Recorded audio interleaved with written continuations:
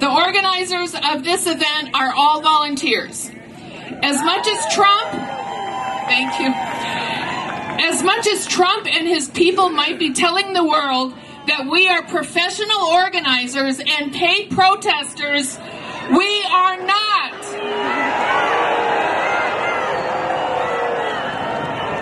Are you being paid to be here today? You and all of us are here to stand up for what we believe in and say, hands off. Hands off. But, fair warning here, we can't address in this program everything that is happening to our country in every corner. If we tried, we would be here all day. Trump and his people are flooding the zone just as they promised, and they are trying to keep us confused and overwhelmed, but we will not let them.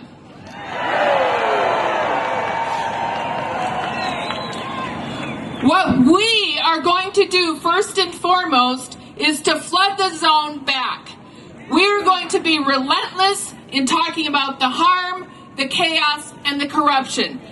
We are going to put the blame squarely where it belongs on this administration and their enablers. We are going to say, hands off, and we are going to flood the zone with stories, with facts, with passion, and with fire.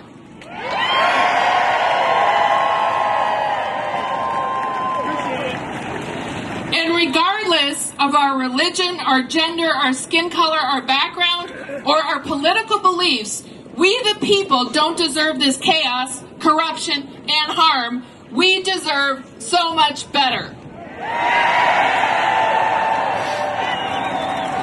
And that is why we are here today, and we are not going back.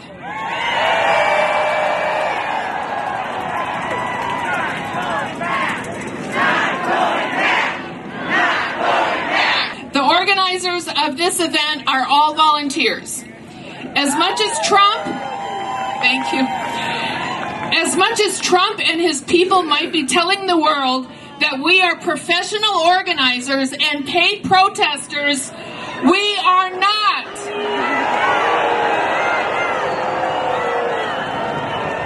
Are you being paid to be here today? You and all of us are here to stand up for what we believe in and say, hands off. Hands off. But, fair warning here, we can't address in this program everything that is happening to our country in every corner. If we tried, we would be here all day.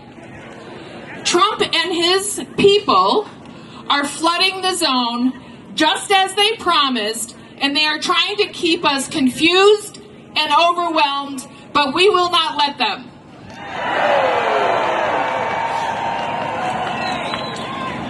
What we are going to do first and foremost is to flood the zone back. We're going to be relentless in talking about the harm, the chaos, and the corruption. We are going to put the blame squarely where it belongs on this administration and their enablers. We are going to say, hands off, and we are going to flood the zone with stories, with facts, with passion, and with fire.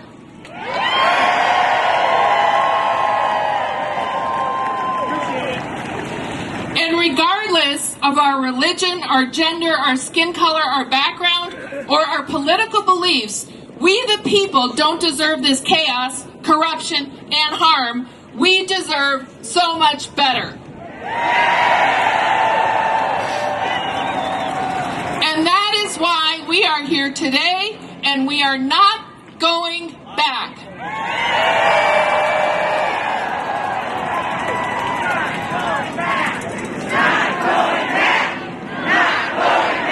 Now I'm going to turn over the stage to Sam from the Women's March, and she will be one of the MCs for our program today. Please welcome Sam.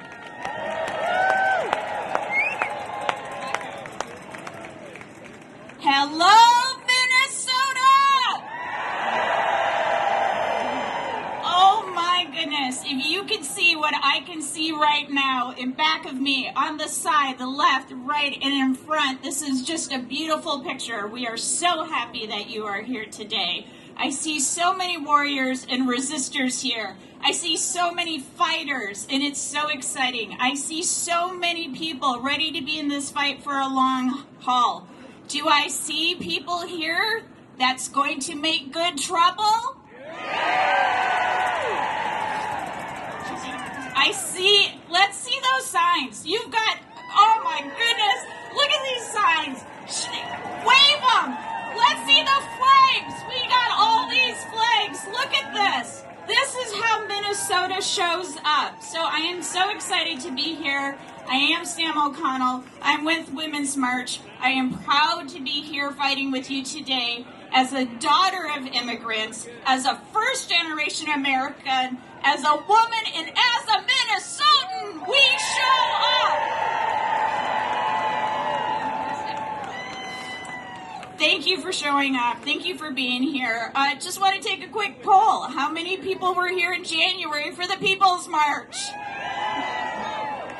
We are not strangers to each other. We are a community. This is what community looks like. Many of you, over 100,000 of you, were here on January 21st in 2017 for the largest protest held worldwide. Minnesota shows up.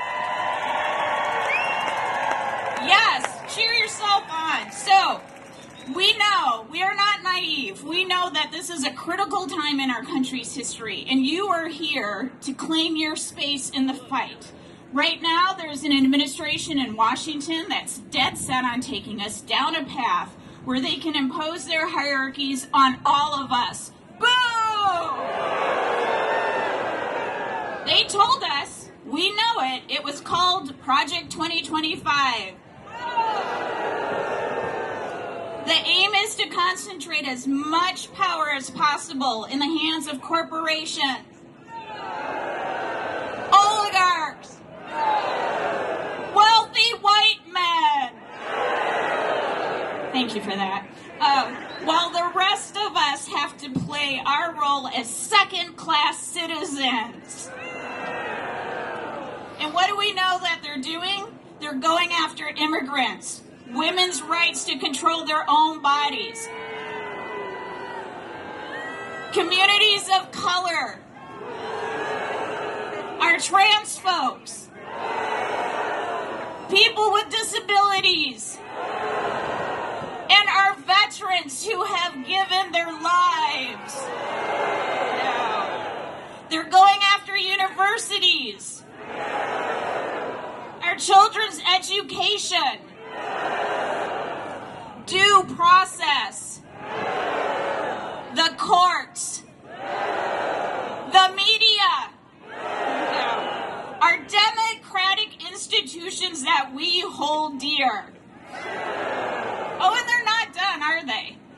They're going after the environment, our voting rights, our clean air, health care, Social Security.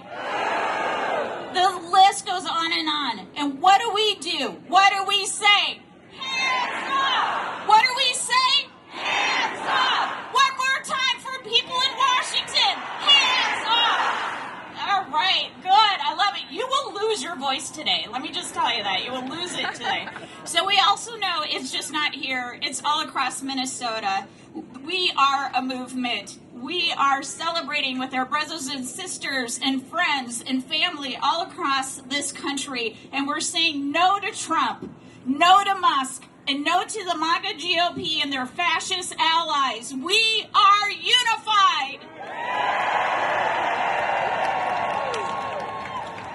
So today, you are going to hear from people who have been directly impacted by the chaos and the cruelty of the Trump agenda.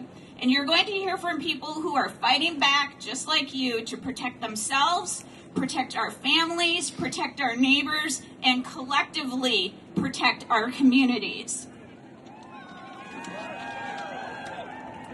So with that, I'm just going to see... Oh my goodness, we have a surprise. I am so excited to say this, but out of Washington, D.C., fighting hard for you right here with us is Senator Amy Klobuchar!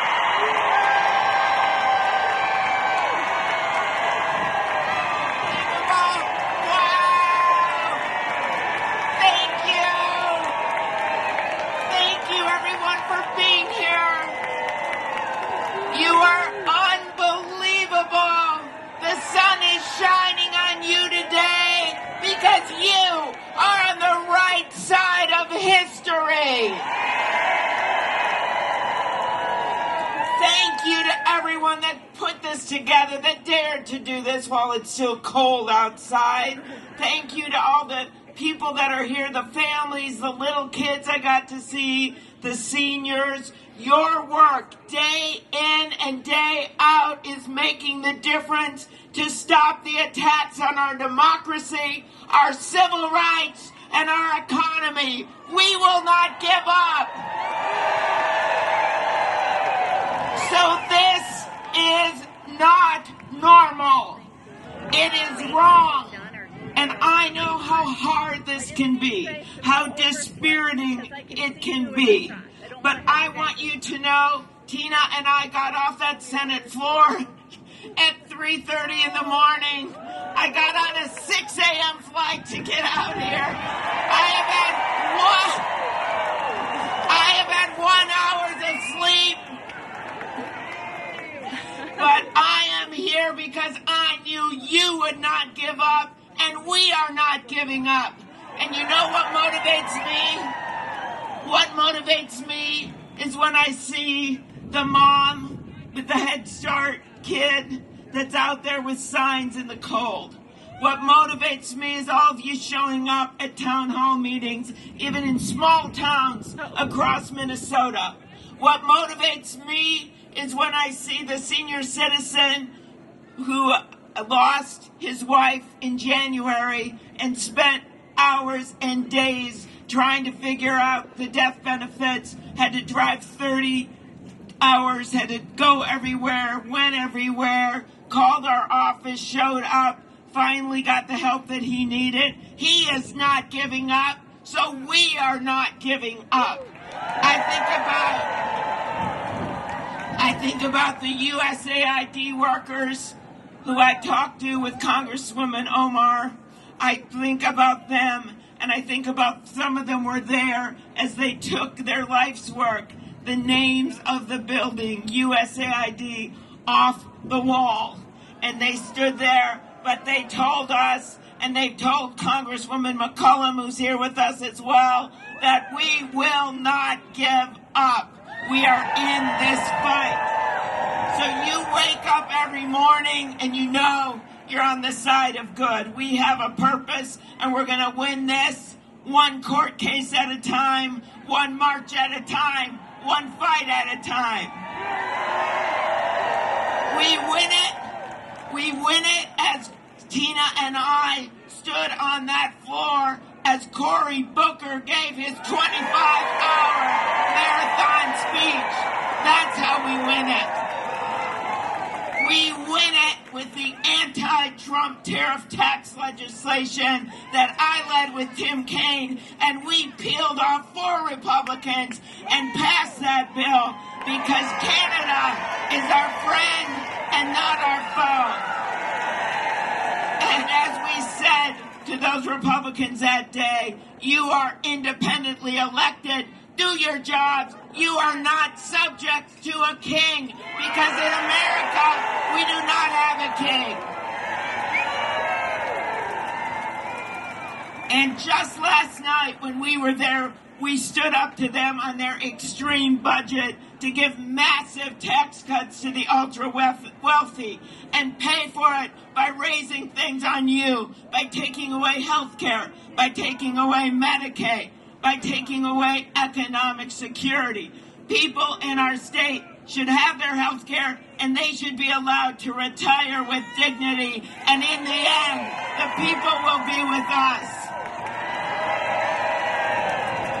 Democrats, united, just as you are today, voted against them, and we will hold them accountable.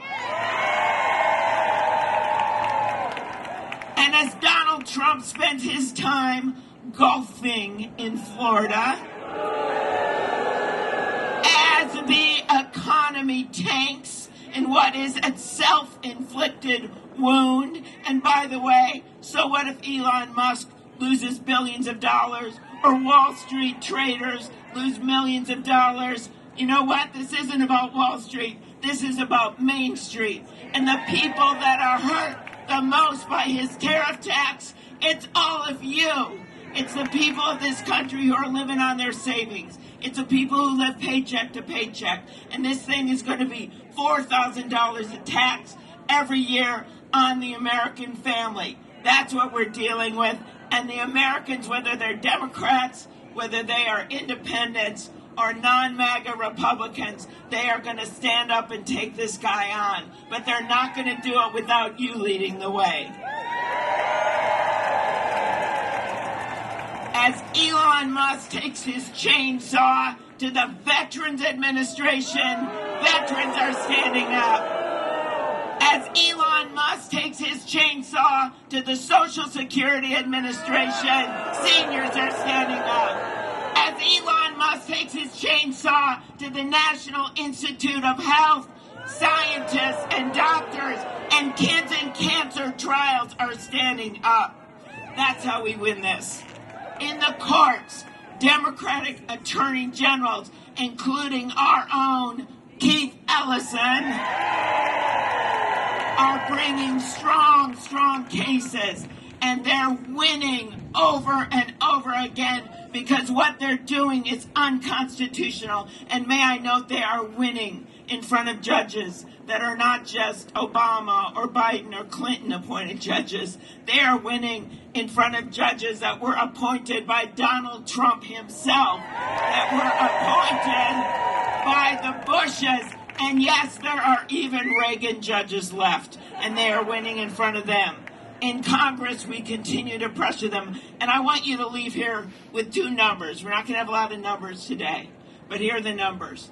In the U.S. House of Representatives, if just 3 Republicans would stand up, the world would be a different place. We would not be losing people at the Social Security Administration. 3 Republicans. In the U.S. Senate, if just 4 Republicans stood with us so that J.D. Vance can't come in and break a tie, we need 4 Republicans. The world would be a better place. So every time you get pissed when you're watching TV, you remember that. 3 Republicans in the House, 4 Republicans in the Senate. Stand up and stop acting like subjects to a king.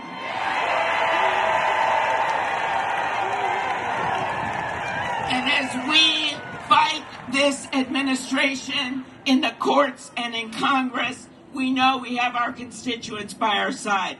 You are breaking the phone lines in the U.S. Senate. Way to go. You are turning out in the town halls in droves, even in places where Donald Trump won on Election Day. You are making clear that you don't want Republicans to take away Medicaid, Social Security, and VA benefits and give it to a bunch of trillion-dollar tax cuts for Elon Musk and the billionaires. So we had a poll, just in case you think I'm being too positive about our possibilities. You don't have to look too far away than last Tuesday in Wisconsin.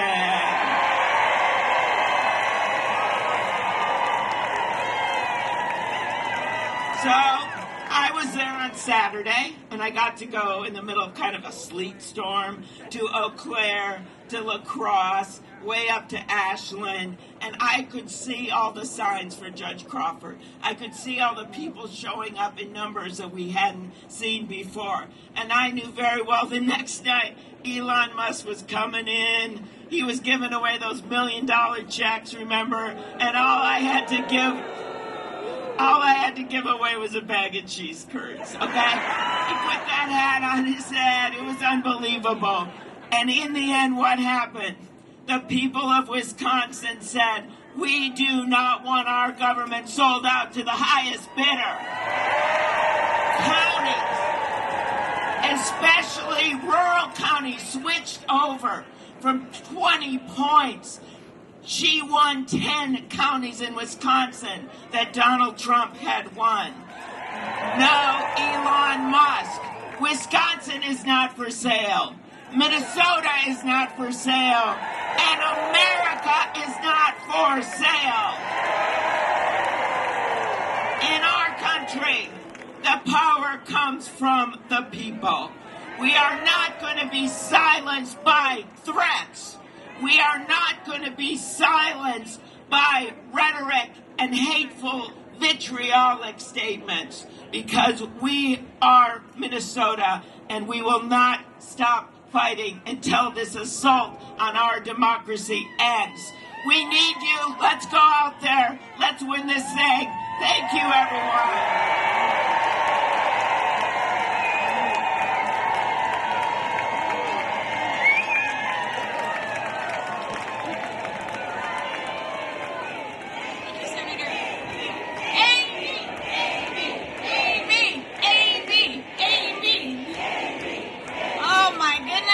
We're so excited to have you straight out of DC working hard for us.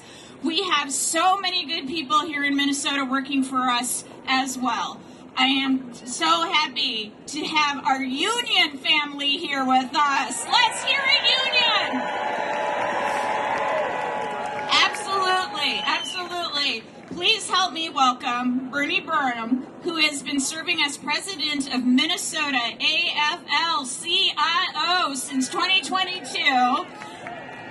The mission of the AFL-CIO is to improve the lives of working people, retirees, and our families through economic and social justice to our workplaces and communities while eliminating systems of oppression. Welcome, Bernie!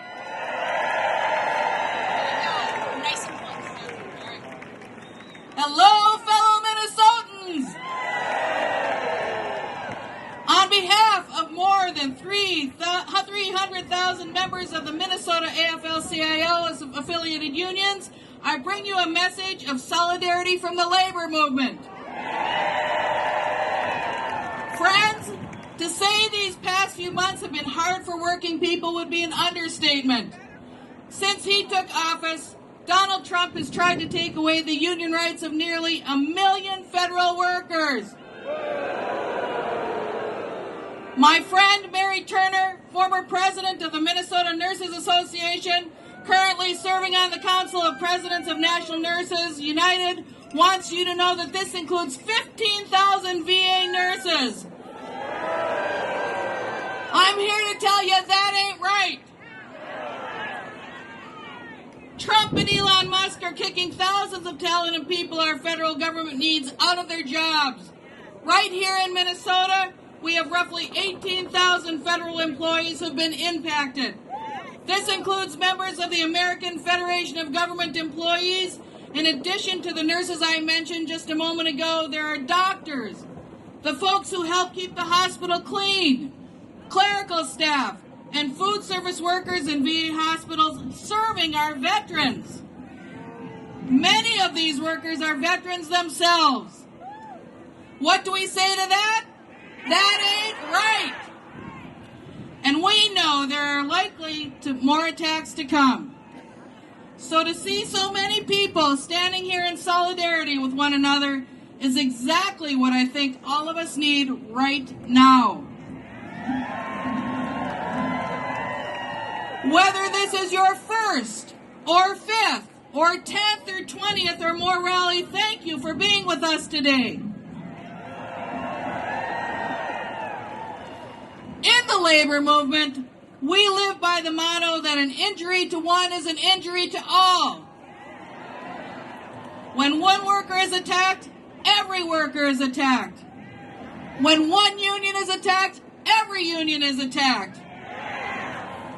In that spirit, I want you all to take a look at the people around you. If this administration targets the person next to you, will you fight for them? If this administration targets someone in your neighborhood, will you fight for them? And we know this administration is already targeting our fellow Minnesotans. So are we going to keep fighting for them? Sisters, brothers, siblings, we've seen this playbook before in history. Authoritarians like Donald Trump and his friends are attacking the labor movement because they know that workers organize for the collective good and are essential to any healthy democracy.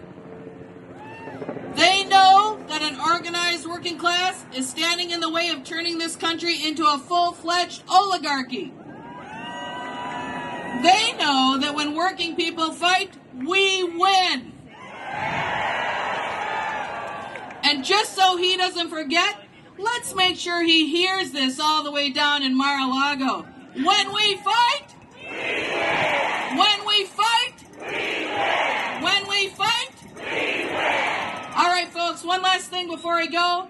Minnesota labor unions and community organizations will be fighting back the week of May Day alongside organizations in hundreds of other cities.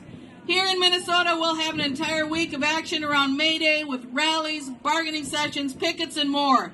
And on May 1st at 4:30 p.m., we'll be right back here at this Capitol for a giant rally for immigrant rights. Who's going to be here?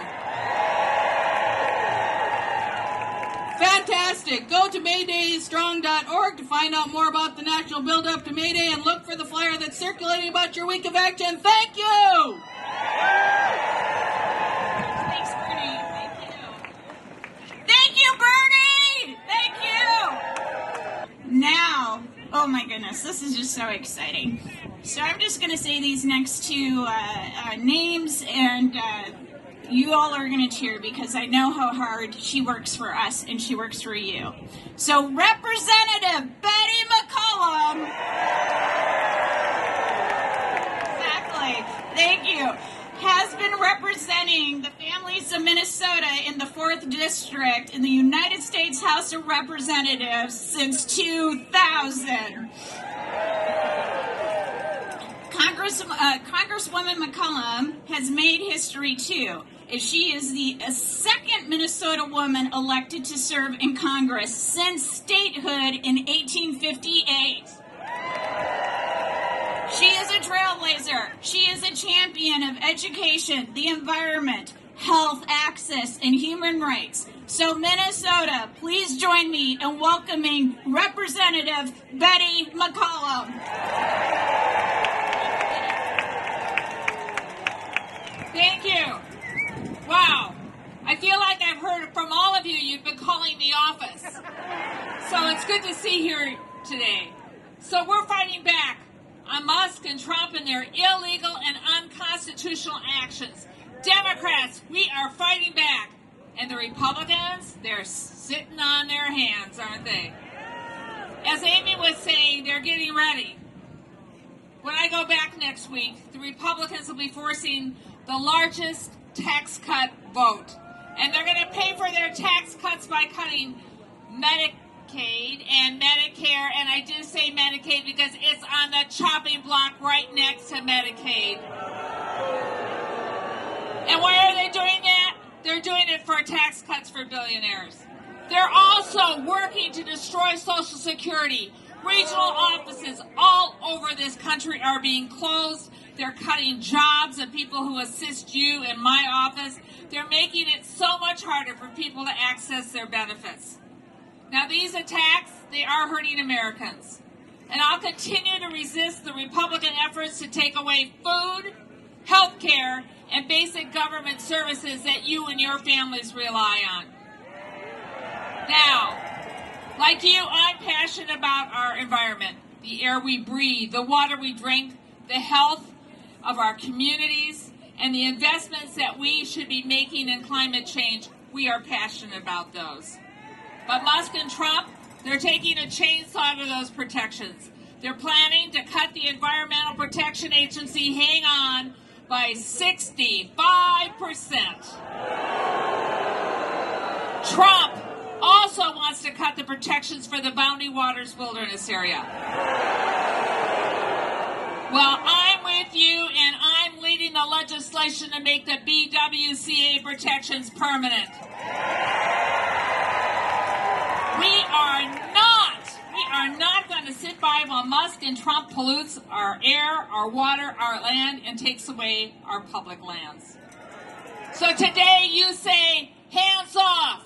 Hands off. Musk and Trump also plan to cut more than 70,000 Veterans Administration workers. That is 15% of the VA workforce. Already over 2,000 jobs have been eliminated. That's not going to make the VA more efficient.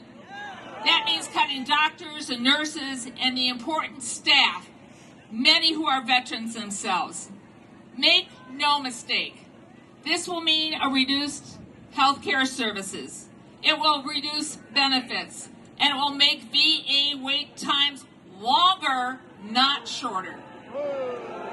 They also, catch this, cut medical research at the Department of Defense by over half. So, what does that research do? All the research is important, and thank heavens for the science people here today. But this is critical research for cures for cancer, infectious diseases, and our veterans do not deserve to be treated that way. Our veterans served our country with honor, and the government owes them two things, just two things: a debt of gratitude for their service and the benefits and the health care that they earned. So, I'm going to ask for some help here. I'm going to introduce our next speaker. I want Joy to have a warm welcome from all of you. Joy Marvin was a first-class sergeant in the Army National Guard. Her career, 3 active duty tours, 800 days in a war zone. She was injured twice. Second time she was injured was during a rocket attack in 2020, which left her with a concussion, damaged eyesight, and yes, a traumatic brain injury. But she didn't stop serving. She served her fellow veterans at the Minneapolis VA, and she helped people with job retention, coordinating honors for veterans burials. She was the Outstanding Employee of the Month and received a rating of outstanding for her last performance, October 2024. When she was terminated with no notice by DOJ, with the cuts at VA. Now you're with me. That's not how we treat our veterans. So I want you to give Joy a welcome and the gratitude she deserves. So let's start by saying, thank you, Joy. Thank you, Joy. And to all of our veterans, thank you. Here's Joy.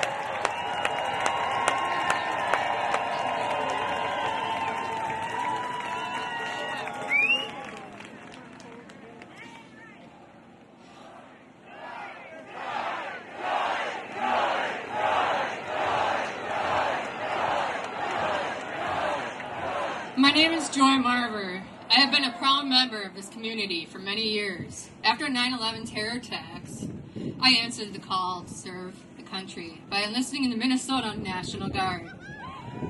Over the next 20 years, I served with pride under multiple administrations and deployments to Iraq.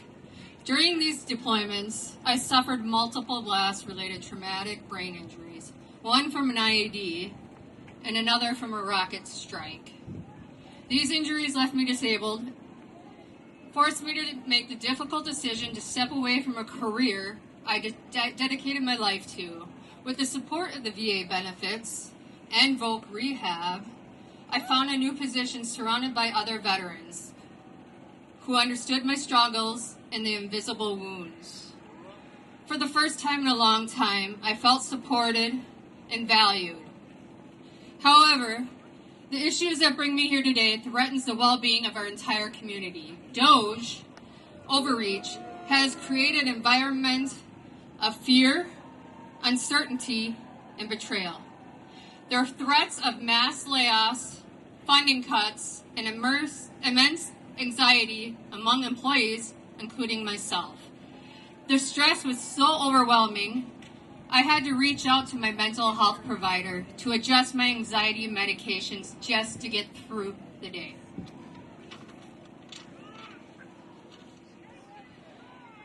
On February 14th, I witnessed a group of hardworking, high-performing colleagues lose their job under the guise of poor performance.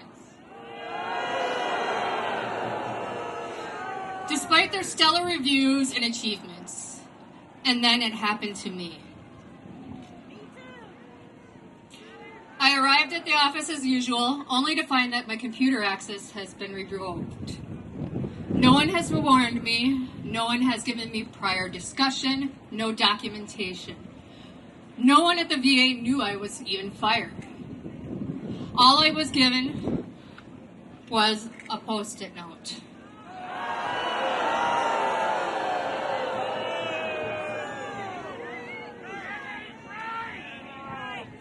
With my supervisor's personal phone number and an HR email address. The official termination email arrived 2 weeks after my termination. During that time, I could not even apply for unemployment, adding financial instability to already devastating situation. Mishandling took a tremendous toll on my mental health. As I left the VBA parking lot that morning, the weight of despair and unbearable struck heavy morning traffic. I found myself at a red light, staring at the bridge, contemplating the unthinkable. It was fleeting, but all too real the thought born out of the hopelessness and desperation.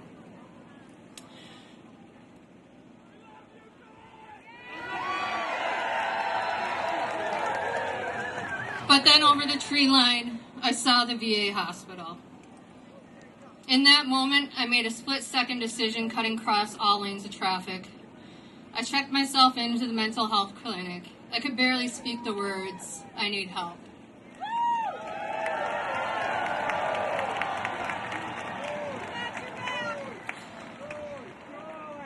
Their quick response and understanding of veterans' thought process saved my life that day. This is why I'm speaking to you now. DOJ's overreach isn't just a budgetary decision, it's a chainsaw solution that's cutting through the heart of our community, creating mental health crises, destabilizing families, and leaving dedicated employees feeling abandoned and disposable. We cannot let this continue. Our community deserves better. We demand fairness, transparency, and humanity in decision-making processes. Together we can stand up and this overreach and fight for values and integrity that define us. Don't fuck with veterans.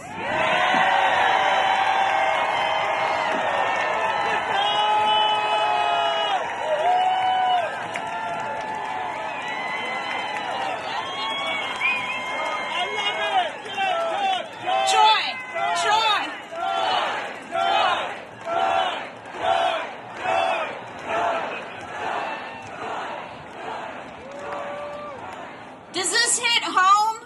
Yeah, this hits home. This is we're talking about real people here going through some real things, and it can get heavy. I understand that. I'm so grateful that we had Joy with us, and on behalf of a grateful nation and state, thank you for telling your story. And let me just talk about this. We know this road is going to be tough. We are not naive. We are here in community. We're celebrating. We had some music. We are here. We're laughing. Joy is resistance. Happiness is resistance. So with that, maybe we should raise our voices. What do you think? So, I'm going to say something, and then I'll say, what do we say, and what's your answer? Okay, let's do this. When they ban books, what do we say? When they prevent necessary medical care, what do we say? When they dictate to us who to love, what do we say? When they erase our very identity, what do we say? When they rewrite history, what do we say? You got it. You got it. So when you are in community, when you are at the grocery store, when you're at your places of worship, When you're at the school board meeting, what do you say? Hands up! You got it, Minnesota. I believe in you. You got it. So, all right. It's a little windy here. Okay, so we have an incredible speaker that's going to be joining us here.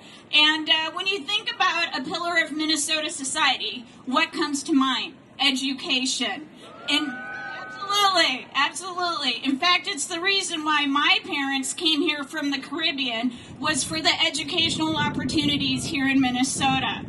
We are so lucky to have a fighter for our students and our educators with us today. Jasmine Myers is a special education teacher and serves as director with Education Minnesota. Please join me in welcoming Jasmine Myers to the stage.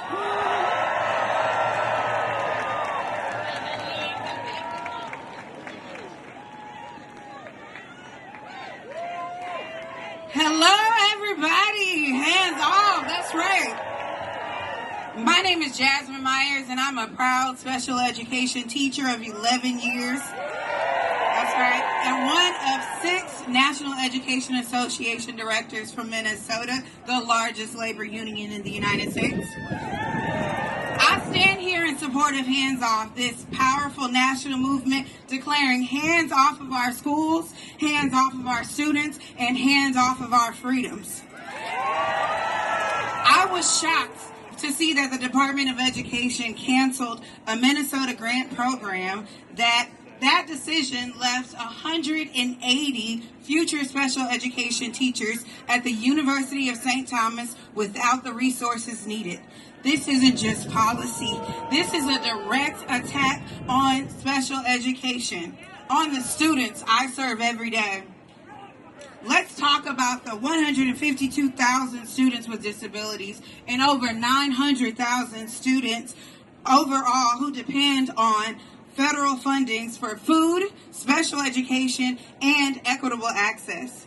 Students like mine with disabilities are guaranteed a free, appropriate public education in the least restrictive environment. So in my classroom, imagine it's a beautiful classroom. In my classroom, I have clouds on the ceilings, hanging lights. I create a calming environment. I'm the teacher that is called when a student is having a meltdown and refusing to come into the building because they feel safe, seen, and heard in my classroom. When my district couldn't afford assistive technology devices, I was awarded a grant to bring reading pens that read text out loud and translates in real time, a life-changing device for students with learning disabilities and for multilingual language learners. I collaborate with teams. These are teams of social workers, specialists, parents, to create an individualized education plan, a federal regulation that works because our kids deserve a plan that is made with care. But all of this innovation and every resource, every moment of care is threatened by the Trump-Elon Musk agenda that wants to defund public education. They want to replace public community schools with corporate vouchers and privatization schemes. As a public school graduate, I personally depended on homebound services because of repeated medical emergencies starting in the 4th grade. And I'm here today because the Individuals with Disabilities in Education Act believe I deserve the right to learn, even in a crisis. And now I am here to fight to protect those students every single day, because this is not just about money, but morality. When you cut the Department of Education, you don't just take away grants that guarantee supports for students and guidelines. You're taking away a lifeline for kids who rely on IDEA, Title I, and school lunch programs and mental health supports. You deepen the educator shortage, you force states to pay the bill, and you push public schools to their financial breaking point. This administration wants to starve public education and sell it off to the highest bidder. But guess what? We won't let them. We are the resistance. We are the movement. We are the front line between billionaires and our babies. We want hands off our schools, hands off our students, and hands off our freedom. Thank you.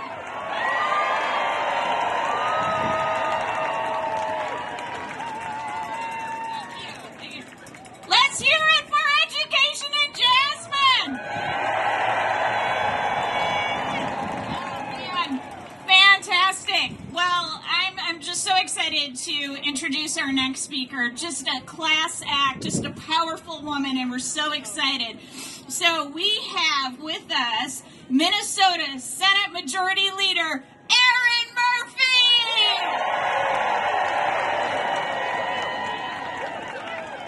Good afternoon.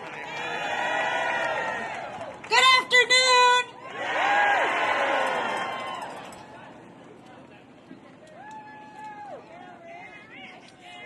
Fan, you know what? Fantastic to see you here. I'm Erin Murphy, my fellow Americans. I am the proud majority leader in the Minnesota Senate, and I'm a proud Minnesotan joining you today and standing up for America, for our values, and for our future. It's really good to see you. Last November, you'll remember that, last November we elected a person who is famous for firing people, for bankrupting companies, and for hoarding wealth. And today, along with a Congress who is blindly following along, that same person, now the President of the United States, is firing people, is making a plan to bankrupt families, communities, and states with cuts to Medicare, to Medicaid, and to Social Security. All for tax cuts. Trillions of dollars of tax cuts for the wealthiest among us. Like I said, he's famous for firing people, bankrupting companies, and hoarding wealth, and that's what he's doing to America. That's their plan. That's their plan, and right now, the thing standing in the way of that action is the Congress. Tom Emmer, Brad Fischbach, Michelle Fischbach, Brad Finstead, and Pete Stauber. And I've been saying lately that I wish they would pull their heads out of their asses and stand up for America and for Americans and for Minnesotans. I know that you are here because you are ready to stand up and fight for America and for our lives and for our communities. Am I right about that? That's right. I'm ready to take on that fight with you. I'm ready to fight for change. I am ready to fight for the future that I know is possible for us, a multiracial democracy where we hold the power to set the course of our future. That is our fight.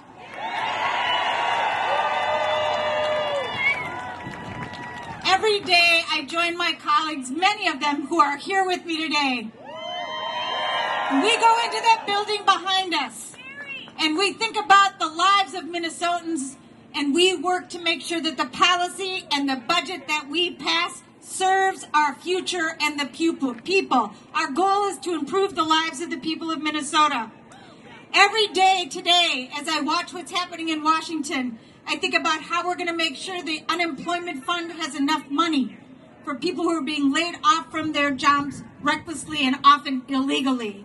I think about a healthcare system that can be reinforced to manage the cuts that might come when the state doesn't have the wherewithal to replace the funding that they may cut to fund those tax cuts. I think about how we're going to make sure people have enough food to feed their families, a home to live in, and a job to support their way of life. The basics of the things that we believe in this country are all under threat because of that guy who wants to fire people and bankrupt this nation. So you damn right, we are going to fight. We are going to fight. But I will say at night, when I can't sleep, I think about the ordinary people who in our history stood up for the things that we believe in. I think about people who created the Underground Railroad. I think about the women who stood up for suffrage. I think about Ruby Bridges who marched to school and Rosa Parks who sat down on the bus. I think about John Lewis who crossed the bridge and took a beating. I think about Ryan White and Harvey Milk and the people who fought against a government who was unwilling to care for people who are dying of AIDS. People before us, ordinary Americans, stood up and fought and made change. And I want to make sure that my kids and my grandkids someday look back and say, what did my mom do when we faced that challenge? And I want them to know that I was here and I fought, not just for them, but for all of us, because I believe so deeply in America and the promise of America, and they're wrecking it, but we're not going to let them, are we? We're not. So here's my homework for you. We're going to fight today, but then we've got to go back into our communities, into our neighborhoods, and we have to invite people into our homes. Because the way through this, and we've got to go through this, is together. And if we're allowing the voices coming from Washington and a messed up media continue to separate us from one another, we will not have the strength nor the power to make the change and get through this together. We have to hold on to each other. So turn off the phones and turn off the cable news and bring people together and talk about what we believe in for our future and for our children. Build the strength we need to get through this together to make sure our democracy is ours for the future and America remains a nation, a principled nation in the world. I know we have it in us, but it is going to be a very hard fight. I'm better today than I was yesterday because here I am with you. I believe in you. I believe in us. Let's get to work. Thank you so much for being here. Thank you.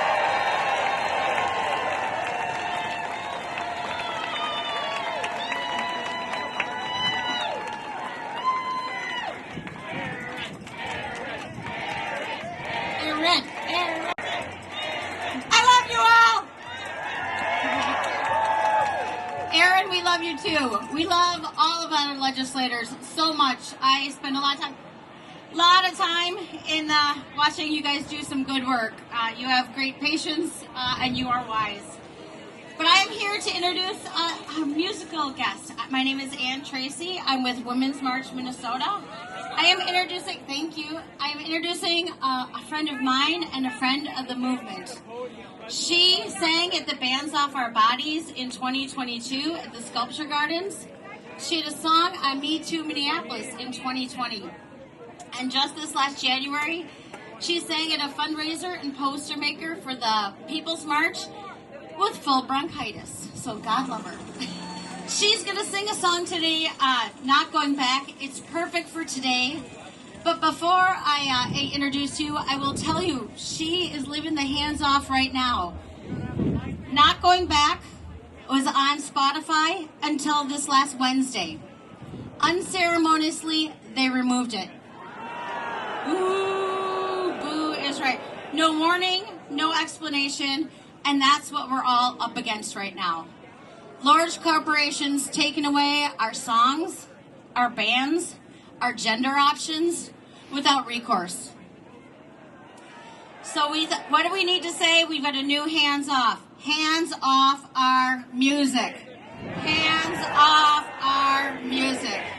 And here to bring the music, and I'm looking for good, from Favorite Girl, one of my favorite singers in Minnesota, we've got Katie Vernon singing Not Going Back. Thank you so much, Anne. My name is Katie Vernon, and I did not move 3,000 miles away from Great Britain to live under a mad king. This song is called Not Going Back. Every time I go, oh, oh, oh, oh, oh, after I hit that high one, I want everyone to say, we're not going back. And it will be really obvious by the time we get to that. Anyone who wants to sing along would make my little British heart very, very happy. I am proud to say I'm an immigrant. I'm proud to say I live in Minnesota. And thank you all for being here. You rock. I remember for a while, nobody told me to smile. They had no way to know. Oh, okay, I'm out of tune because it's cold. So let's just take a moment here. Talk amongst yourselves.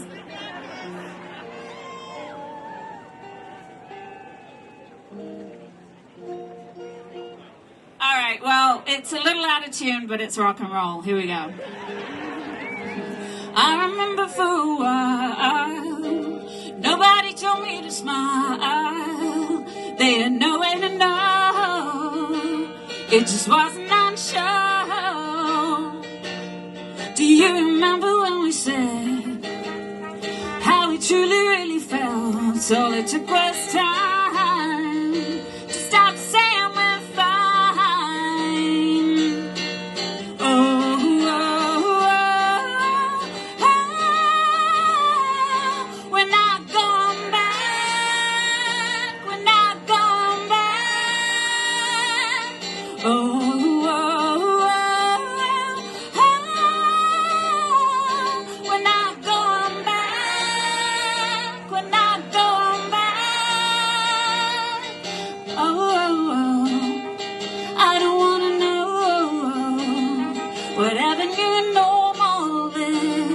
We've already been there. Oh, I don't want to go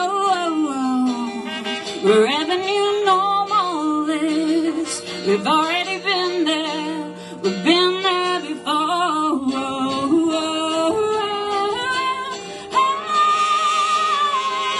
We're not going back. We're not going back.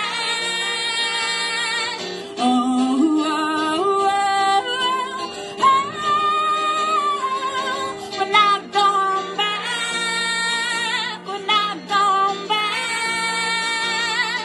I remember saying no to places I don't want to go. I'm tired of hanging around, people dragging me down.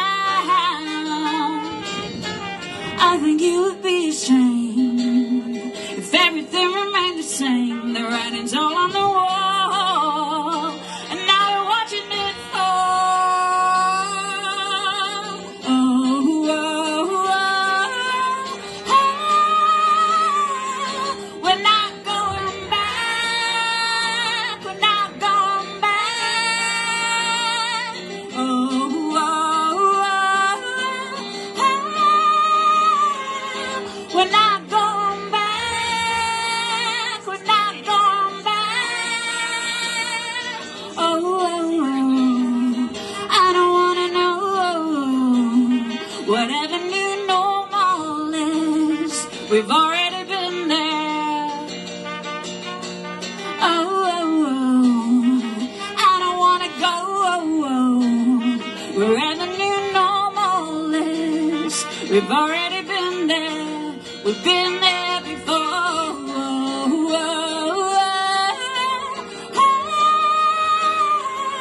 We're not going back. We're not going back. Oh, oh, oh, oh. We're not going back. We're not going back. Oh, oh, oh,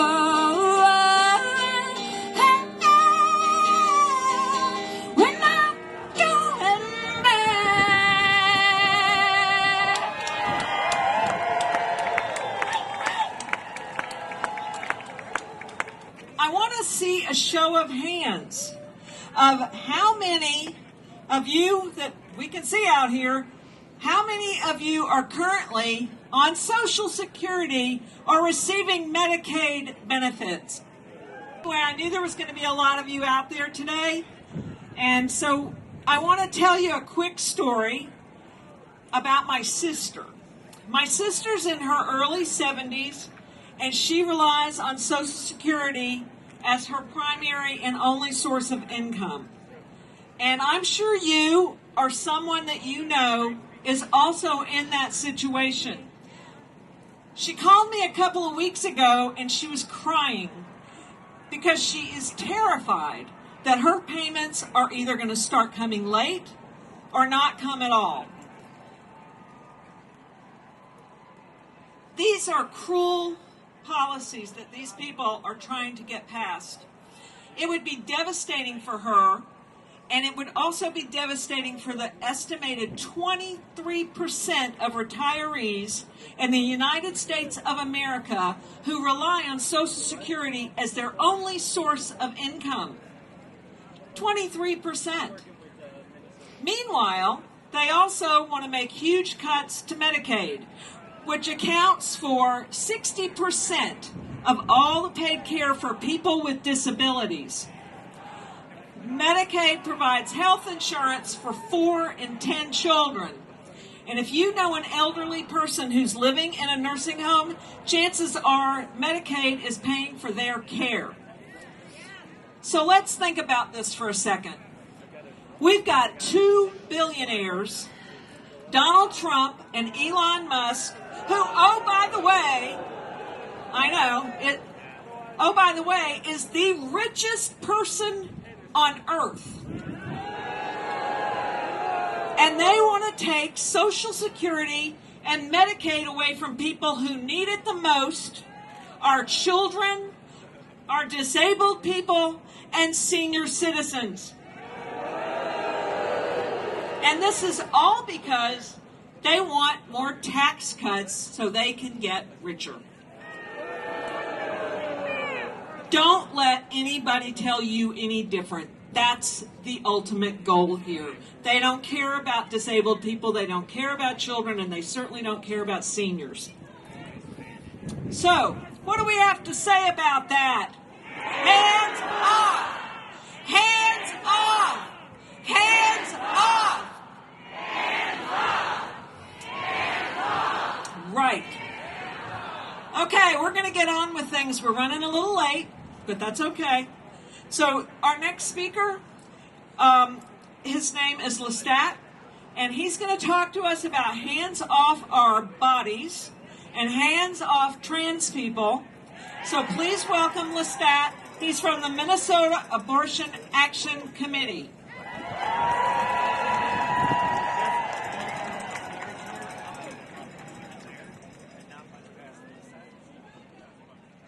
What a beautiful day to gather together and say, fuck Donald Trump. Can I get a fuck Donald Trump?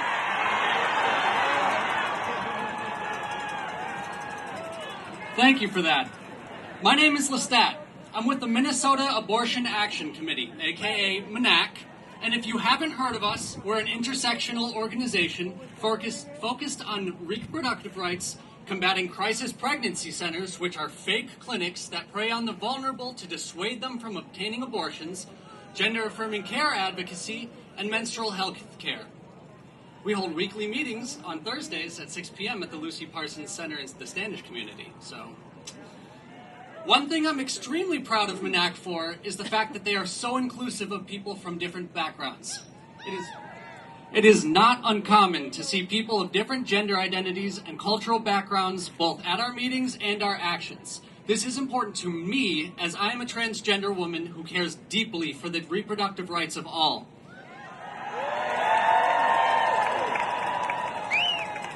Because of all this, I feel the need to advocate for both trans rights and reproductive rights. On the topic of trans rights, a recently proposed rule to the Affordable Care Act, named the Marketplace Integrity and Affordability Rule, includes an amendment that would allow insurance companies, as well as states, the ability to deny coverage for gender-affirming care. Shame! If this rule gets passed, it would set a precedent for gender-affirming care to be banned completely.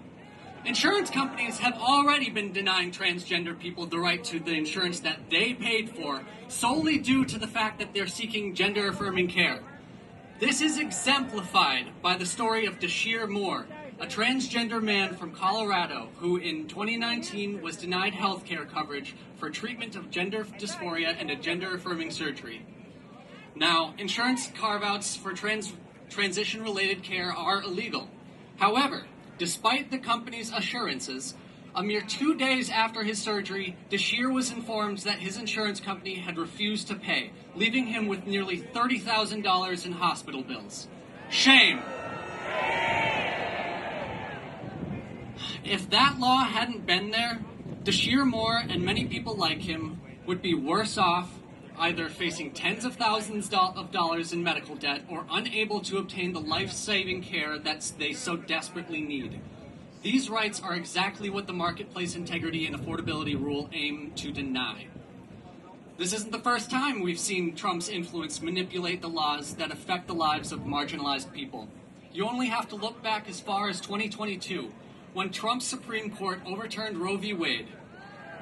Whoa!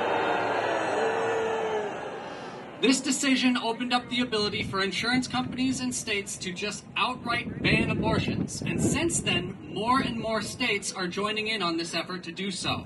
People are having to travel hours and hours just to get the abortions and reproductive health care that they deserve, because politicians are letting their twisted morals, see lobbyists' opinions, drive their decision-making.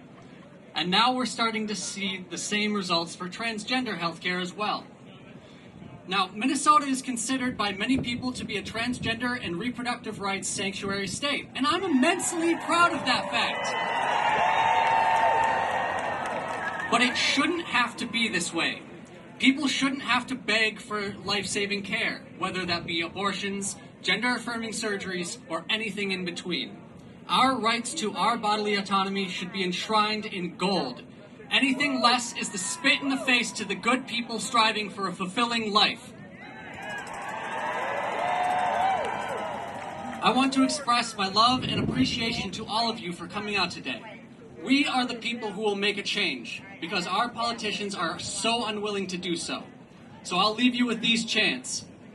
When trans rights are under attack, what do? Free Palestine.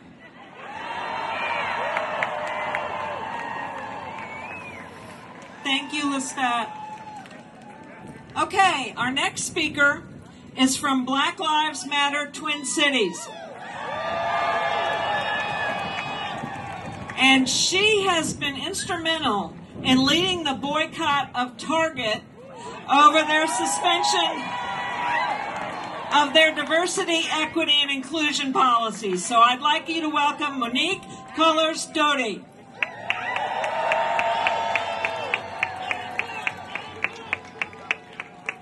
Thank you all so much. But first, can we acknowledge the organizers of this great event, and let's give them a shout out for all the hard work that they put in. The volunteers as well who came out early today to help. It was so well organized. Just thank you so much for all the work, and we appreciate you and the great speakers that have come on so far. Let's give them a hand. Let's give yourselves a hand for coming out and standing up for justice. Standing up against the oppression of this administration. Give yourselves a hand for being hot and on fire. Because we are fired up. Can't take no more. We're fired up. Can't take no more. We're fired up. Can't take no more. We're fired up. Can't take no more. We're fired up. Can't take no more. That's right, Minnesota. We're cooking with gas now.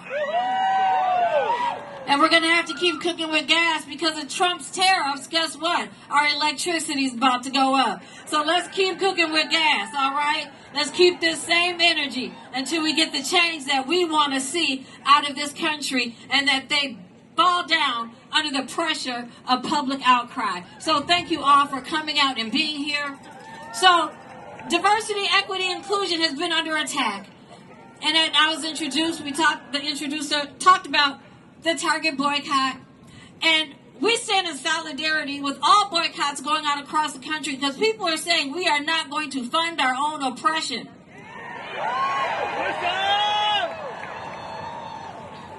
So we appreciate everyone who is making the sacrifice of shopping where they are appreciated, shopping where they are respected. And so when we talk about diversity, equity, inclusion, that includes just about everybody, right? It's POC, it's people of color, it's veterans, it's disabled, it's LGBTQ. It's almost just about everybody, it's women. And so it is important that businesses, corporations, and places of work reflect the communities in which they are occupying. That everyone from every walk of life and every background has contributed to getting America where it is this far and deserves a place in places of business, and we deserve a place when we work, where we shop, to be appreciated, acknowledged, and celebrated for who we are, and not just for the labor that may happen, but for being human. So when we talk about DEI, we're talking about people of color. We have to remember the immigrant community, which is under attack now, with ICE swooping in and people imitating ICE, tormenting them, repeating America's vast history of separating families from indigenous families, from enslaved African families. America continues to repeat this history. So this is what solidarity looks like. This is what unity looks like. This is what future change looks like.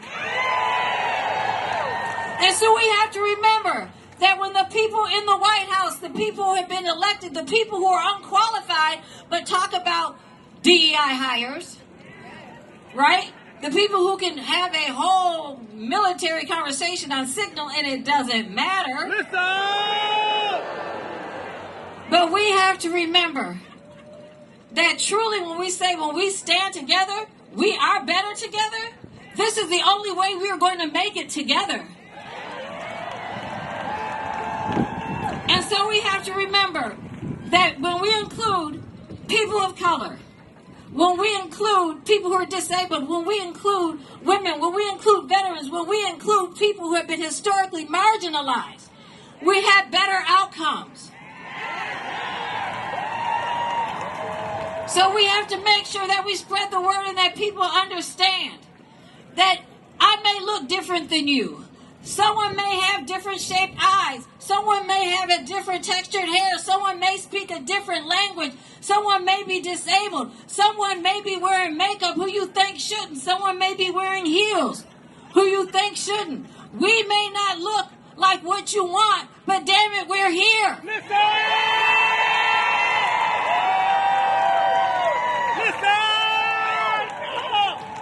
But we are here, and we will not be suppressed, repressed, and rejected. We are here to fight and stand in solidarity with all Americans and all people who have a conscience to have a better homeland for all of us. Thank you.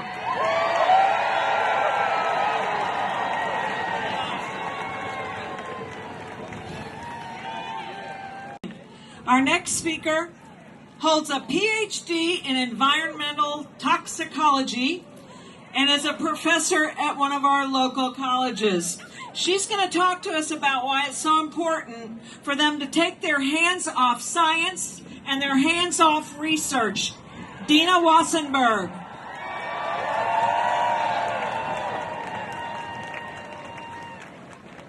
Hello. Wow. My name is Dina Wassenberg, and I'm a biologist and I'm an educator. I'm here. I'm speaking only for myself. I'm not speaking on behalf of anyone I work for or with. This administration has put the training of our next generation of scientists in jeopardy. Scientists are trained over the course of 10 to 15 years. The way we support ourselves during this time is working on grant-funded research. Research groups that are working to find treatments for cancer, to improve food production, to create solutions for climate change are grant supported. And much of the work that's done in these fields is done by trainees. By cutting research grant funding, young people cannot afford to start a career in science. One of my friends recently received a grant termination that removed the funding for 8 undergraduate researchers.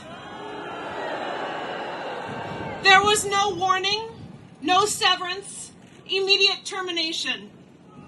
These are 8 students who had their rug of their careers pulled out from under them.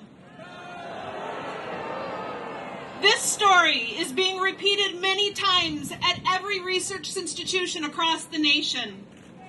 The cruelty and short-sightedness is astounding. What effect is this having on our science students? This year's college graduates face an uncertain future as graduate programs are shrinking or even rescinding acceptances because of terminated federal grants. This means the training of our next generation of scientists is stalled. And that is a tragedy, not only for them, but for scientific progress and for the well-being of our country. Recently, I asked a friend, what is this administration's goal? What is their point? And they replied to me, the cruelty is the point. That has stuck with me. This administration seems bent on cruelty and finding ways to misuse science, particularly biology, because scientific truths are not convenient for their agenda. So, if you'll indulge me, I'd like to give you a quick 3-part biology lesson. Ready? Lesson 1. The biology of sex is complicated across the whole diversity of life, and that includes humans. Reducing sex to a simple binary is bad science. Lesson 2. Vaccines promote communities, the safety of communities and individuals from diseases. Diseases do not stop at state or national borders. The more we support the development and administration of vaccines globally and locally, the safer we will all be. Lesson 3. It is a basic ecological principle that diversity creates stability, efficiency, resilience, and function. Science is better when it is practiced by a diversity of individuals. If you are an immigrant, a member of the LGBTQIA+ community, if you are brown, black, native, disabled, science needs you in our classrooms, in our laboratories, and in our field stations. And we as scientists need to work to make those places more welcoming for you. This brings me back to the cruelty of this administration. The only way I know to combat cruelty is through kindness. Research shows that if you want to educate people about things that are meaningful to them, just throwing facts at them doesn't actually work. You need to make them feel safe and cared for. Essentially, we need to be kind before we can educate. That is here in our classrooms, and that is here on our Capitol lawn. We need to care for each other and respect that everyone's journey here to the Capitol today has been different. We may not agree on everything. That's okay. As a biologist, I know that diversity begets resilience and function. We are here with our diverse paths and perspectives, united in our desire to preserve our democracy, in our desire to reinstate kindness. Thank you.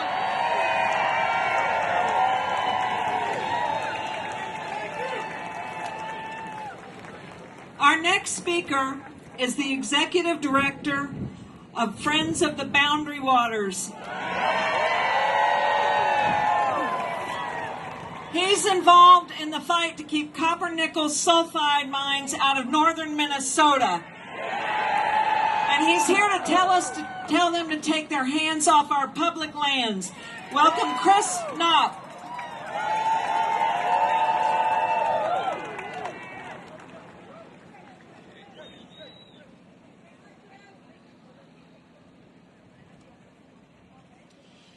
Thank you, everyone. I'm Chris Knopp, and I have the great honor of serving as Executive Director of Friends of the Boundary Waters. Thank you. For nearly 50 years, we at Friends of the Boundary Waters have led the fight to protect the clean water of the Boundary Waters. Today, the Boundary Waters is under assault by a Chilean mining conglomerate called Antofagasta. They want to put a toxic copper sulfide mine at the very edge of the Boundary Waters. I say, hands off! Hands off! Antofagasta is owned by billionaires. In fact, it is owned by the wealthiest family in all of South America. Antofagasta has a long rap sheet of corruption, pollution, and abuses of worker and human rights. I want to thank Congresswoman Betty McCollum for being the leading champion for the Boundary Waters in Congress and for standing up to Antofagasta. Let's have a big round of applause for Betty McCollum. Thank you, Betty McCollum. Trump and his MAGA cronies in Congress have written federal legislation to give Antofagasta's billionaires a big handout. I have the legislation right here in my hands. Through this legislation, Trump and his cronies want to give our public land to these Chilean billionaires and fast-track their toxic copper sulfide mine. I say, hands off! But it gets even worse. We've all seen in recent days how important the courts are for keeping Trump and Elon Musk in check. This legislation would prohibit judges from reviewing the sweetheart deals that Trump and his MAGA cronies are making with these Chilean billionaires. They're taking the courts out of it. They don't want judges looking at what they're doing because they have something to hide. I say, hands off! Hands off! This legislation is un-American. This land belongs to you. This land belongs to me. This land belongs to our Anishinaabe brothers and sisters who have treaty rights to these lands. This land belongs to all of us. We cannot remain silent while Trump and his MAGA cronies hand over our public lands to Chilean billionaires while they poison the Boundary Waters. We cannot do that. I would not be able to look my grandchildren, Jackson and Oliver, in the eye. And Jackson and Oliver, I know you're out there somewhere in the sea of humanity. I love you. Thank you for being here.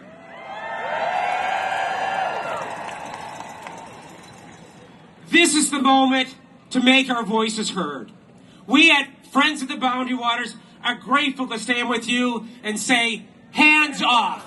Hands off. All together, let's say, hands off. Hands off. To Trump, we say, hands off. To Trump's MAGA cronies in Congress, we say, hands off. And to the Chilean billionaires that want to poison the Boundary Waters, we say, hands off. Thank you so much for being here. Thank you so very much.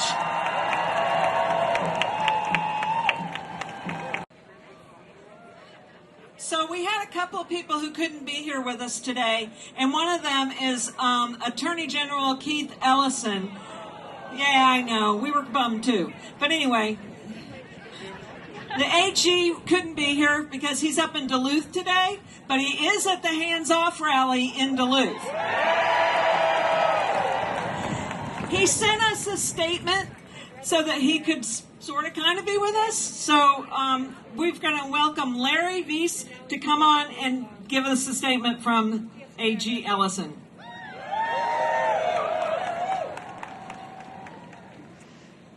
Hello. This is a statement from Keith Ellison. I'm sorry I can't be with you at the Capitol in person today, but I'm standing in solidarity with you 130 miles away. This morning we joined thousands of Minnesotans in Duluth who came together for the same reasons you are gathered here today. And as your rally is beginning, I'll be hosting a forum with local elected officials in Duluth to hear the stories and struggles that people in the Arrowhead region are facing as a result of the Trump administration's willfully harmful and illegal actions. Since January 20th, I have said repeatedly that the fight to protect democracy and human dignity requires winning in the court of law and in the court of public opinion. As you know, we are winning in the court of law on critical issues of vital importance to Minnesotans. I, meaning Keith, filed more than a dozen lawsuits to hold the Trump administration accountable for breaking the law and violating the Constitution, and we are winning most of those. Today's mass mobilization in St. Paul, Duluth, across Minnesota, and across the country gives me tremendous hope that we're also winning in the court of public opinion. I will not stop holding the administration accountable with the tools I have when their actions blatantly violate the law and the Constitution, and you cannot stop using the tools you have either. Your actions and your voices are ultimately the best tools we have at our disposal in this struggle, the struggle of our lifetimes. I urge you to keep doing the work you have been doing. Do not wait for the perfect plan to unfold. Do not wait for the perfect moment to act. Do not wait for the perfect leader to emerge to lead this struggle. Instead, remember the words of poet June Jordan. We are the ones we have been waiting for.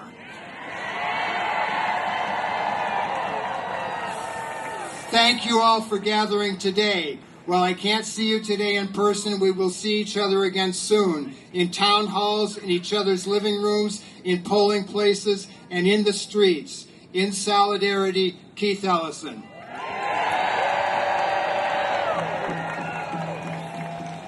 So now we're going to pick up on energy a little bit more. We've got Representative Maria Isa Perez Vega, who represents District 65B here in St. Paul. She's also a very talented performer, so please welcome her now. What's going on, St. Paul, Minnesota? When I say hands, you say off. Hands. Look, it's beautiful to be here this afternoon and let them know that Minnesota showed up, didn't we? Somos un poder. We are the power. The people are the power. Let me hear the people. As a proud representative of this District 65B of our capital city of St. Paul in the suburb of West St. Paul, I'm proud to represent all Minnesotans that are saying hands off nationally across our country, as well as in the land of my people of Borinquen and Puerto Rico.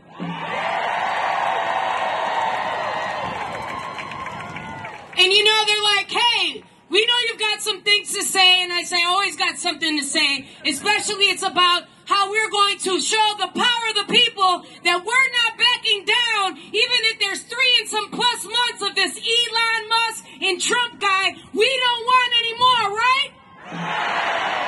We will not be silenced, right? Power to the people, right? So, you know, I am the rep who raps, and they don't have a speaker right now. I mean, we have 2 speakers right now in the House, apparently. But the reason why I say that is because our House, and as a member of the House of Representatives, we stood our ground to talk about why we are for the people and why democracy and every vote shall be valid. With that, when they start targeting what we are doing here, what the laws, the historical laws that we were able to pass last session, we're saying, go ahead, put a target on us because we're not holding back. When I see what they're doing to our veterans, and I want to say hi to our Veterans for Peace because I see y'all out there. I'm a daughter of a Marine who was drafted to war, Vietnam War, a granddaughter of a Borinquenier who was drafted to World War II, 2 Purple Hearts, and when they're taking away the jobs of our veterans, the rights of our veterans, I'm here to speak up for my father, for my cousins, that ain't right. It ain't right. And when we talk about our immigrant community, especially those immigrants who became veterans to fight for a country when their country's not doing the best because of what this country's leadership continues to do, we're going to stand ground to support our immigrant rights, right? Look, I'm not here to disco dance, all right? I'm here to break dance. I'm here to keep the flow moving because it's going to take, especially in Minnesota, we're working hard right now at these budget deadlines with folks trying to take away our cultural literacy and competency that we've been working hard for every Minnesota to understand true history, while Trump is abolishing our Smithsonian's history when they talk about Latino rights, LGBT rights, when they talk about our movements of solidarity between the black empowerment of our civil rights movements. We're not holding back in Minnesota. We will not be silenced. And look, hold your leaders accountable, whether they're on this side of the aisle or that side of the aisle, because we're not more powerful than people. We work for the people. So when we have a tyrant like Trump that's dismantling what the truth of democracy is, we're saying back off. Keep your hands off. And look, my offices are open. Always. I'm proud to represent here. I'm proud to be a Latina. I'm proud to be a Boricua. I'm proud to be a St. Paula. I'm proud to represent the people of Minnesota.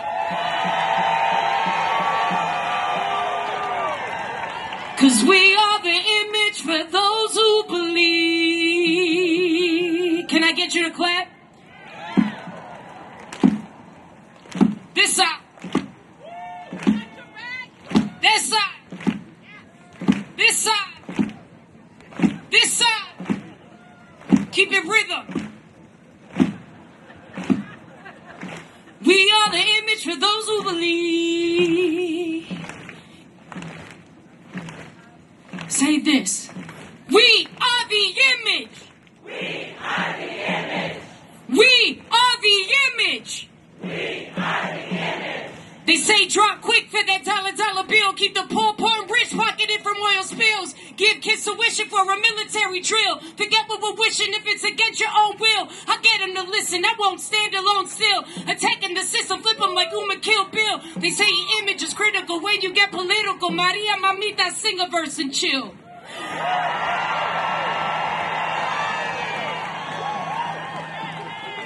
It's our time to heal. We're in this together. We're not going back to what they want us to be. This is about freeing. This is about standing up to a colonial regime. And on the count of 3, let the world know that Minnesota's here. By saying Minnesota on the count of 3. 1, 2, 3. Minnesota! Muchas gracias. Keep their hands off. Que viva Puerto Rico libre. La gente, la raza, que viva. The billionaire boys, whether they're in downtown St. Paul, Washington, D.C., or overseas trying to take away our democracy and not putting housing for people and not giving the kids the true education, we're going to keep feeding our kids. We're going to keep our books on the shelves, and we're not going to allow fascism to take away the pride of Minnesota people unified together. Thank you, Maria Isa, Rep Who Reps, 65 Beautiful. Thank you.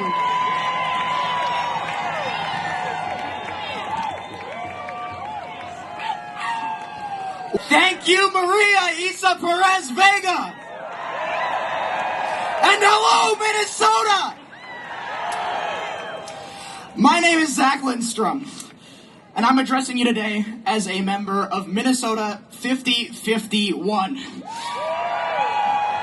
And before we get on with it, just so JD Vance doesn't get mad at me, I want to extend a gigantic thank you to Indivisible Twin Cities, Women's March Minnesota, and the rest of the people at Minnesota 5051 for putting this together. They have done insane work. This truly could not have happened without everybody together. And that includes you.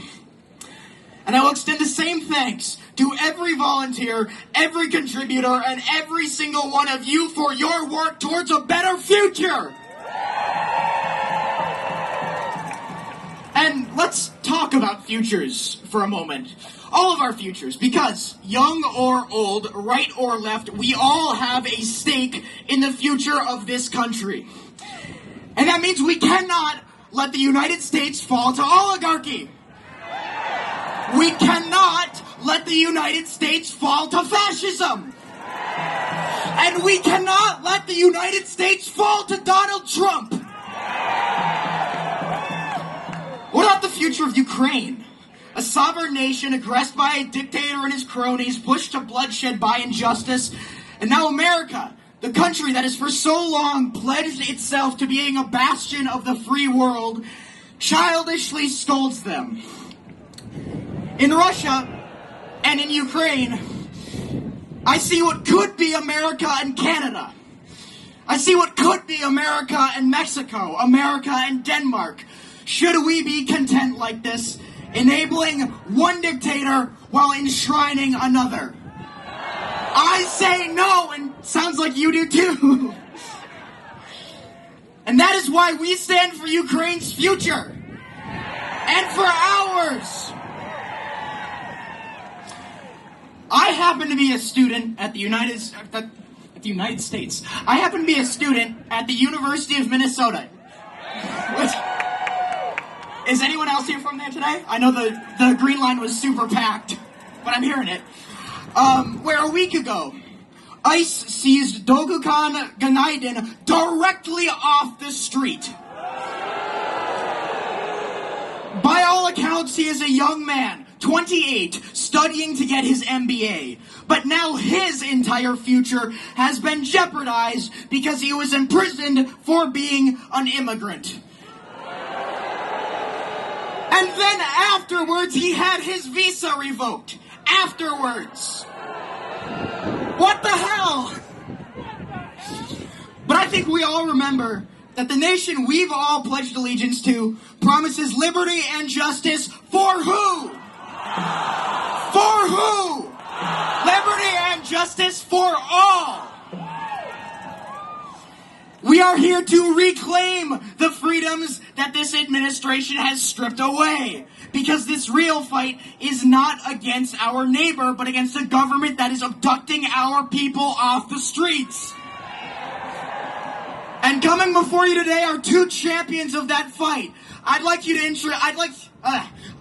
introduce Dulce and Sarah, two fighters from the Latina-led pack, Somos the Future.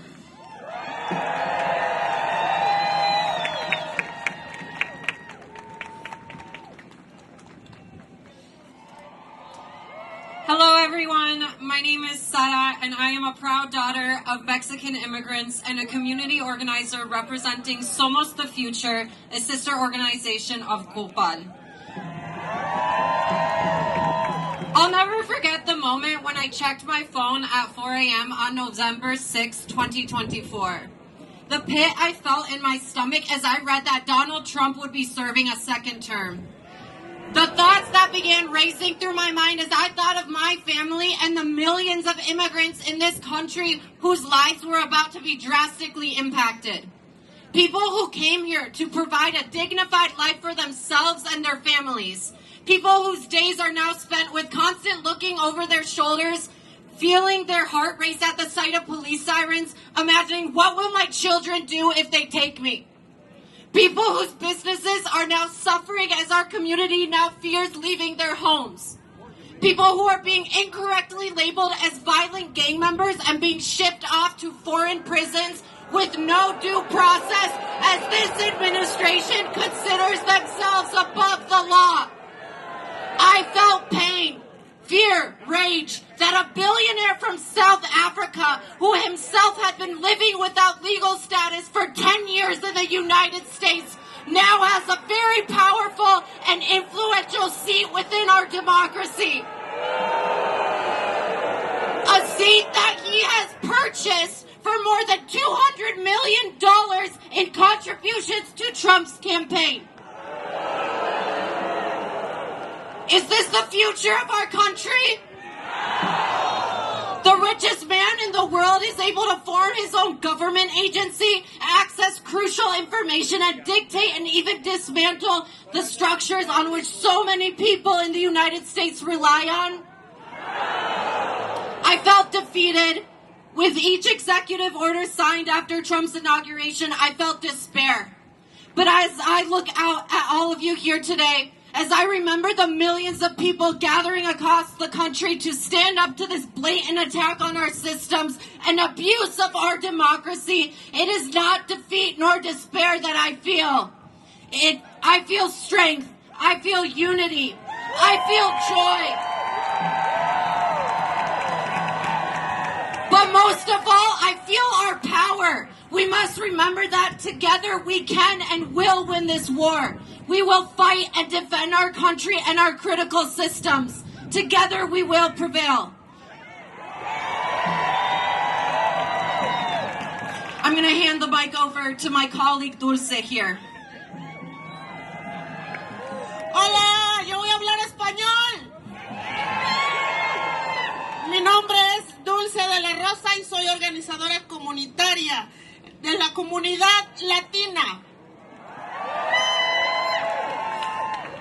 Me rompe el corazón ver cómo la esperanza se ha perdido desde el día de las elecciones.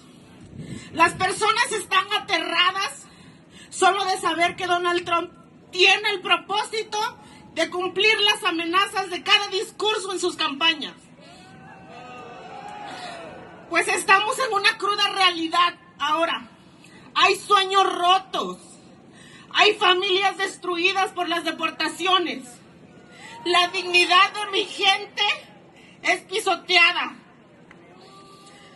Desde la toma de posesión, las órdenes ejecutivas están destruyendo a la América que tanto alardeaba que haría mejor.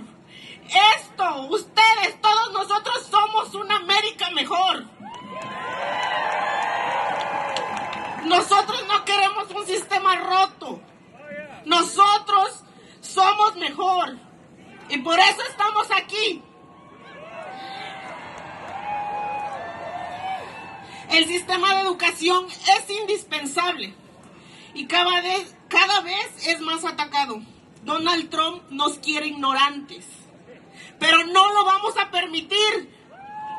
Vamos a luchar por un mejor sistema de educación. Estamos aquí para demostrar que somos unidos, que podemos sostenernos unos a otros, que puedo levantar la mano de mi hermana. Podemos luchar juntos. Vamos a resistir.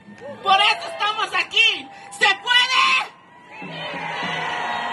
¡Sí se puede! ¡Sí se puede! ¡Sí se puede! ¡Gracias!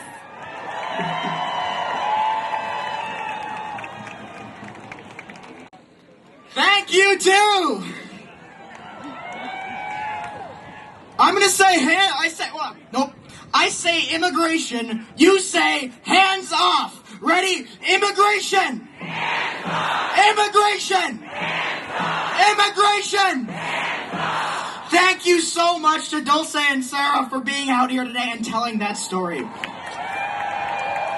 The truth is the truth, no matter the language it's being told in. And here to tell us her truth is an educator, a union steward, an activist with Women Against Military Madness and the Minnesota Peace Action Coalition. Cedar, here to speak from her wealth of experience organizing and being an activist. Hello, Minnesota! I'm Cedar, and I'm a proud educator and union member in St. Paul Public Schools. I'm also an organizer with Women Against Military Madness, whose mission is to oppose U.S. militarism and involvement in wars by challenging systems of harm, oppression, and exploitation. My first time I spoke in a political capacity was a few years ago at a protest for better public transportation in Chicago, and throughout the years I've been activated to speak up. But it was most mobilized about 18 months ago when we witnessed Palestinians being killed in huge numbers in the Gaza Strip. It led me to speaking more and more, and a few weeks ago I sat across from Tim Walz and the State Board of Investment to tell them that as an educator, I'm heartbroken every day knowing my taxes fund this, and feel sick when I look into the eyes of my students ages 5 to 9, knowing that according to the UN, the population most killed in the Gaza Strip are children between the ages of 5 and 9. I say shame. Last year we saw students rise up in protest in some of the largest on-campus demonstrations in recent decades. They were protesting their universities investing money in what Doctors Without Borders calls ethnic cleansing, and Amnesty International calls a genocide, being carried out with American tax dollars and American-made weapons. Shame! These students, using their First Amendment rights to peacefully protest, were immediately squashed. More than 3,100 people have been arrested or detained on campuses across the country in the last 18 months. 9 were arrested at University of Minnesota last spring alone. In the past 2 weeks, news has come of 2 Minnesota University students who have been abducted by ICE. Shame! On March 14th, the UMN Board of Regents voted yes to a policy that grants President Rebecca Cunningham unilateral control over any institutional statement, allowing her to silence any opposing views. Shame! Mahmoud Khalil, a legal permanent resident and of Palestinian descent, and a leader of the Columbia University Gaza Solidarity Encampment, was arrested in March without being accused of a crime. He was, however, someone the U.S. government deemed a threat to U.S. imperialism. When the Trump administration wanted to deport him, they brought up a Cold War-era law, the Immigration and Nationality Act of 1952, which was used to deport anyone who criticized the government by saying they are communist. These laws blacklisted people for being in unions or standing for civil rights, just as Mahmoud Khalil was. The hesitation we're seeing from politicians in response to Trump's horrific attacks is the same hesitation that students and pro-Palestine organizers were seeing last year when we were asking them to stop sending weapons to Israel. And that hesitancy and willingness to arrest and attack protesters then paved the way for the suppression we're seeing now that will censor any speech that threatens U.S. ruling class. None of this is about Jewish safety. It is meant to scare us into submission, but if anything, it needs to galvanize us. Our struggles are connected. So join an organization. There are so many. Women Against Military Madness is a great option for opposing U.S. imperialism. Follow our social media so you know about our upcoming actions. And free Palestine!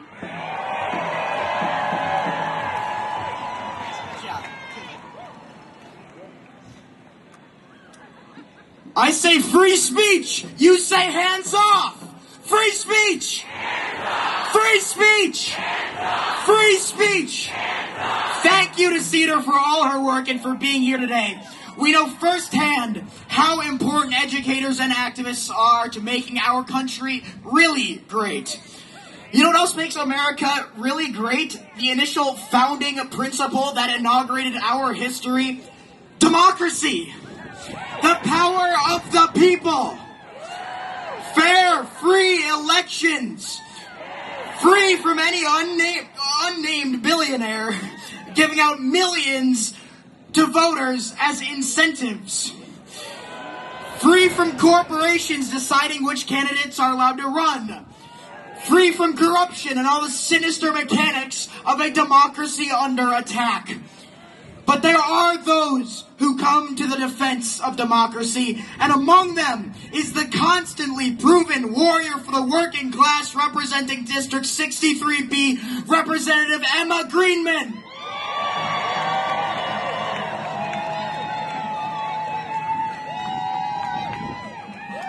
It is so great to see all you democracy champions. How you doing this afternoon? I am Emma Greenman, and I promise you I'm one of the last speakers. So we're getting there. I am Representative Emma Greenman, and I am joined by my amazing colleagues, the DFLers in the Minnesota legislature surrounding me. I am a voting rights lawyer who has been on the front lines of this battle to defend our democracy. And I don't have to tell you, we have a fight on our hands. They are trying to rig a system in broad daylight in front of our very eyes. A government that is being corrupted by concentrated wealth, consolidated power, dangerous authoritarians. And I don't know about you, but it's really pissing me off. But today is about turning our anger into action. Because that is not democracy. This is what democracy looks like.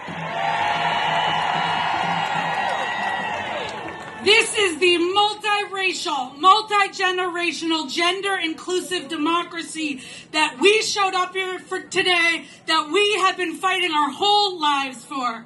It is that we all do better when we all do better politics that we in Minnesota know a little something about. And we are ready to fight for it, aren't we? We are ready to fight for our freedom to vote. We are ready to fight for our freedom to love who we love and be who we are. We are ready to fight for a government of, by, and for the people, not corporations of the ultra-wealthy. And the thing is, friends, there are more of us than there are of them. But because they can't win our votes, and Wisconsin showed them they can't buy our votes, they are trying to take away our vote. That's what the Trump, MAGA, SAVE Act executive orders are all about silencing voters, about seizing power, and about taking away our freedom to choose our own leaders. And it is terrifying. And that's what they want. They want us to be afraid. They want us to be scared. They want us to retreat in fear and despair. And fear is contagious, but so is courage. And we are courageous. We are not powerless. And we must use the power we have wherever we have it. In our communities, our churches, our synagogues, our mosques, in our unions and universities, our VSOs, our book clubs, and even our pickleball teams. And in the halls of our state government. And we will use all that power we have to fight for our neighbors, for our trans neighbors, our immigrant neighbors, our BIPOC neighbors, our neighbors with disabilities, and anyone in our community that that Trump and Musk come for. Because in our country, the people have the power, and they have to come through us first. Friends, this is what democracy looks like. We will march and rally and protest because this is what democracy looks like. We will knock on doors, engage our neighbors, and organize, organize, organize. This is what democracy looks like. Minnesota, we know how to do this. So let's send a message to Trump and Musk and the MAGA crew in D.C. and also the MAGA crew here in Minnesota that this is what democracy looks like. So let's show them. Show me what democracy looks like. This is what democracy looks like. Show them what democracy looks like. This is what democracy looks like. Show them what democracy looks like. This is what democracy looks like. Show them what democracy looks like. This is what democracy looks like. And friends, when we get through this, and we will be forged in this battle. We will be stronger and ready to build that brighter future that we all know is there and on the other side. Because that is the democracy we believe in, and that is a democracy worth fighting for, and we will fight and win together.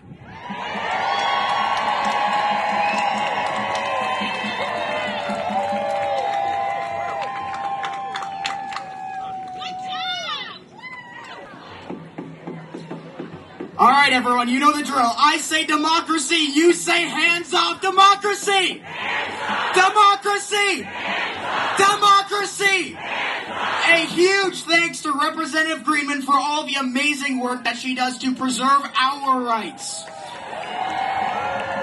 There are fighters at each and every level of our government who are battling to maintain and enhance our democracy, our livelihoods, and our well-being. Much of this work is done at the state and national levels, but just as much of that work is done on the level of the city, where our next speaker is deep in the trenches every day fighting for you and I. He's the mayor of St. Paul, Melvin Carter!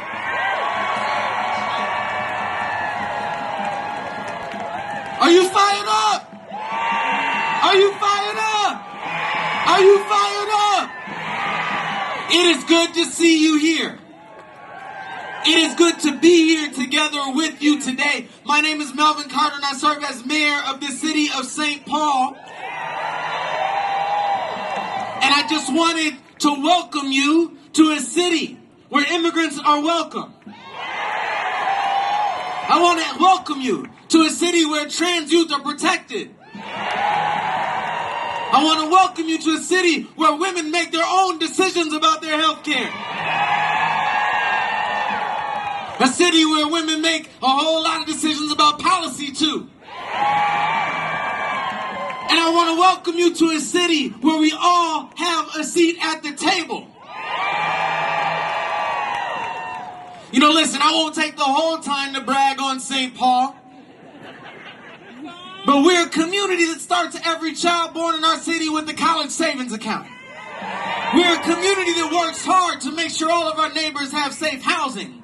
We're a community that has progressed on public safety, not through hateful rhetoric, but by taking better care of one another. And I say all of that just to say that what we're working on in St. Paul is to show what it looks like to make policy, to make finance decisions, to make decisions in the halls of government that are based on a belief in and a love for all of the people.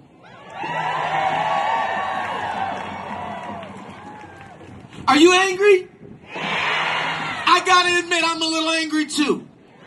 And that's because that work that we're doing, and let me tell you, that work that we're doing on public safety is more important today than it ever has been, because we're working to prevent a repeat of one of the worst historic surges in homicides that we saw in the first Trump administration. We have urgent work to do. And you know, that work ends up getting impacted by some of the messages that we hear out of Washington, D.C. Some of the messages that we hear even in this building that tries to convince us that each other is what's wrong with our country. That each other is what's wrong with our state. That each other is what's wrong with our city. That our diversity is a bad thing. That people who look different and talk different and worship different are a threat. But we know better. Just last month, the White House of the United States of America sent out a list of people who they absurdly called sick and said that this list of people absurdly want rapists and murderers to roam free in their communities. And that just is inaccurate. And we know that the mistake of harmful rhetoric on immigration, harmful rhetoric on public safety actually makes us all less safe. They were saying that we were sick because we said there is absolutely no way in St. Paul and in Minneapolis and cities across our country, there's absolutely no way that we're going to allow our police officers to be co-opted as federal immigration agents.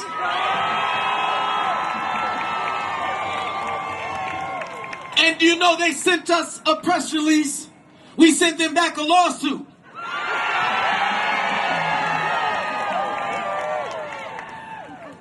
Because we ain't gonna let nobody separate us from our neighbors.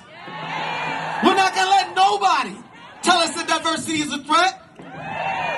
We ain't gonna let nobody stand in the way of our work to build a city, a state, a country that works for all of us. They threatened to pull our city's federal funding. They threatened to pull the dollars that we use to fund police officers to help us out in our community. They threatened to pull the dollars that we use for youth jobs in our community. They threatened to pull the dollars that we're using to make sure that children don't have to drink lead in their water. But let me tell you, the folks who threw tea into the sea wouldn't allow taxation without representation, and neither will we.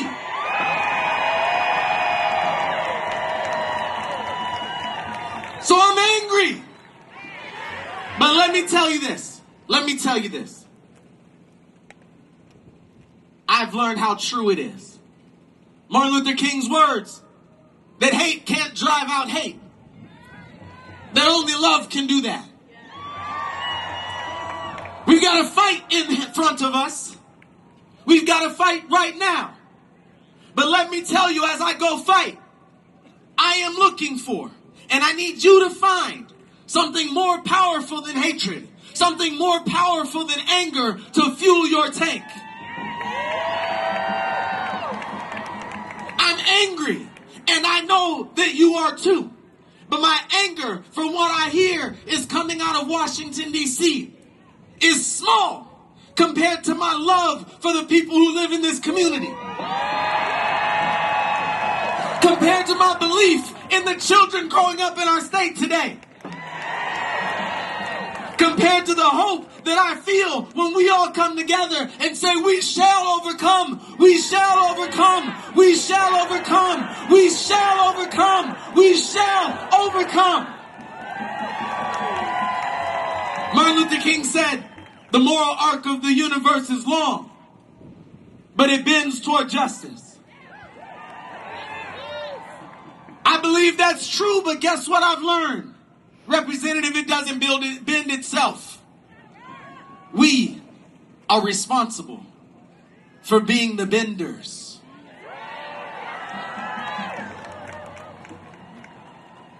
So listen, somebody asked me what I had to say to Donald Trump. I got a lot to say to Donald Trump, but guess what? I don't think he's listening to me. But while you are, let me just ask you to do something. We're going to fight everywhere we can. We're going to fight in the halls of government, aren't we? We're going to fight in the courts, aren't we? And we're going to fight every time we get a chance to vote, aren't we? But look, We have to practice what it means to fight with love. We have to practice what it means to not let people who are bringing hate to us lure us into the trap of hating them. We have to practice what it means to fight with love, to restore decency in our country. And it starts with every interaction. So my challenge to you, my homework for you, I need you standing up behind our Attorney General when he files a lawsuit on our behalf. I need you making sure every single one of our neighbors shows up to the polls when it's time to vote. But do me this favor. In the grocery store, and in the hardware store, and in your family, and at school, and at work, and everywhere you go, wear the cloak of decency. And when you meet somebody who disagrees with you, be decent to them. When you meet somebody who doesn't like you, be decent to them. When you meet somebody who's pushing policies that you don't believe in, be decent to them. Because the thing that will damage us the most is if we lose that just core understanding that we have more in common than the things that separate us. And if we fall for hate, then hate will win. So there's a whole lot of things that I want this administration to keep their hands off of. But the bottom line ends with the beginning. The words that started our country's journey. We the people. We the people. We the people. We the people. The thing that makes America America is the word we. And let me tell you, I've learned that this fight isn't just about right versus left. This fight isn't about blue versus red. This fight that I'm asking you to fight is a fight between those who want to take that powerful word we and build a wall around it to keep anyone else out, and those of us who want to take that powerful word we and build bridges to bring as many people as we can in.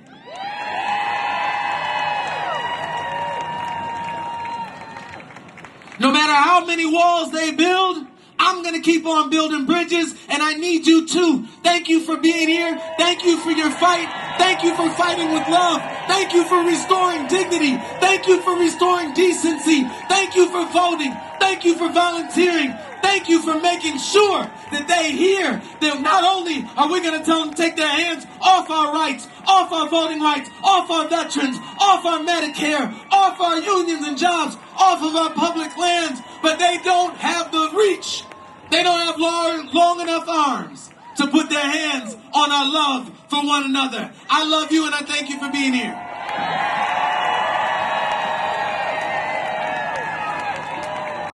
So on behalf of all of us from Indivisible Twin Cities, Women's March Minnesota, and 5051 Minnesota, thank you for showing up.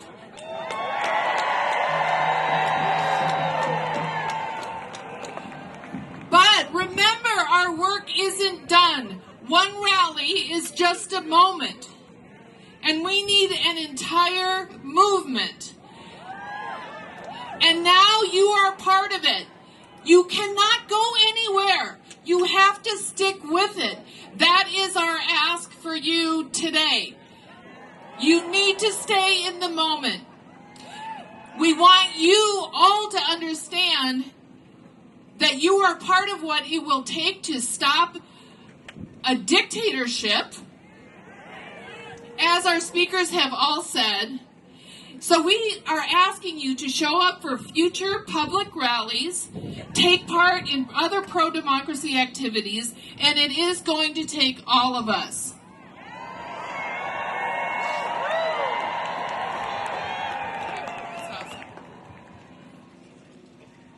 I'm going to leave you with some homework in addition to what the mayor just left with you. And the first thing is actually kind of easy. Take what you've learned today and share it widely. Talk with as many friends or family members as you can and share your experience. Why did you come here? What did you get out of it? How did it feel to be here? Talk to as many people as you can. And as we saw in the beginning, there are many people here who have never been to a rally like this before. So we want to encourage others who have never been to a rally like this before to show up too.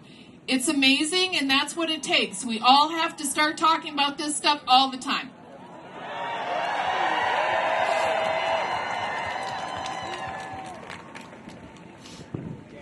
Okay, in the interest of showing up, there is an Earth Day rally on April 19th. Look that up and attend if you can. And as Lisa said before, sometimes showing up is just the easiest thing. There's also a Day Without Immigrants rally, I think here at the Capitol. Whoops, there goes my garbage. On May 5th. So you can put that on your calendar as well. The other thing we would recommend that you do as homework is look up all your state and federal officials, put their phone numbers in your phone. So when you read something in the news that makes you mad or that you want them to vote a certain way, you say, hey Siri, hey Alexa, call Amy Klobuchar, call Aaron Murphy, call Melvin Carter, call whoever my person is and tell them what you want them to do. Your voice matters. And we all need to build habits around letting our elected officials know what we want them to do. This is super, super important.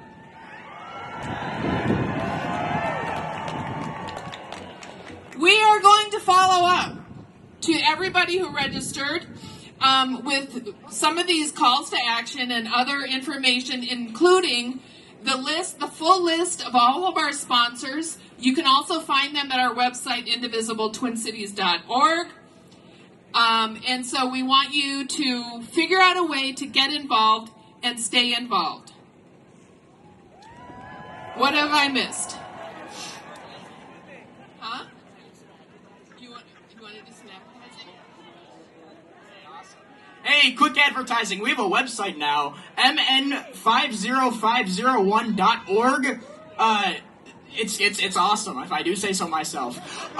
We also have a Substack. We have a newsletter. We have stuff being built up. So if you're interested in more Minnesota 5051 stuff, just like with Indivisible or Women's March, go to our website, or go to their websites respectively. You got the idea. Or all the other organizations. Just find something you're passionate about and stick with it. That's the most important thing. Okay, so again, thank you for coming. I'm going to turn the close over to a group of singers who organically came together just a little bit ago, and they decided they wanted to sing here at the Capitol for this event. Their name is the Twin Cities Creative Artists, and if you have your phone with you and you can Google the lyrics too, do you hear the people sing? Do that now while we're removing the stage and getting the group ready. Thank you again for coming. Thank you so much. Thank you, Minnesota. Do you hear the people sing? We're going to sing the first verse only, and then we'll repeat the last chorus 3 times. To make it all-inclusive for everybody, we are changing the words from angry men to angry ones. Please join in as you are able.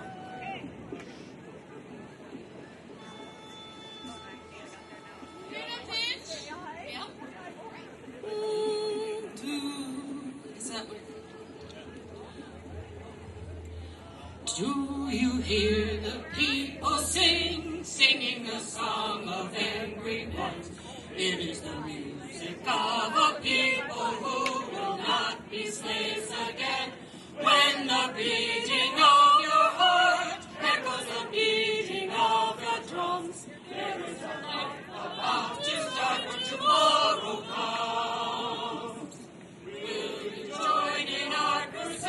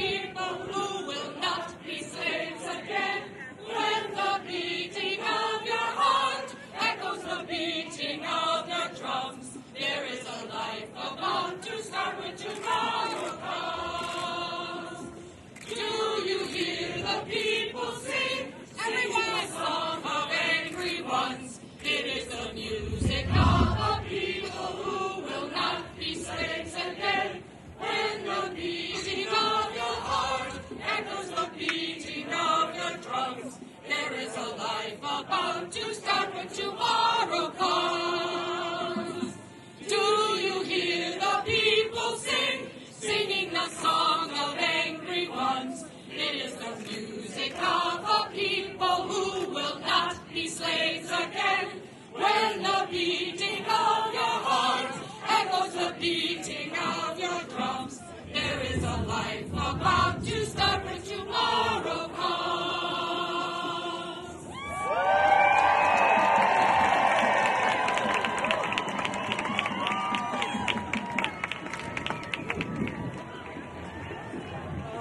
Keep on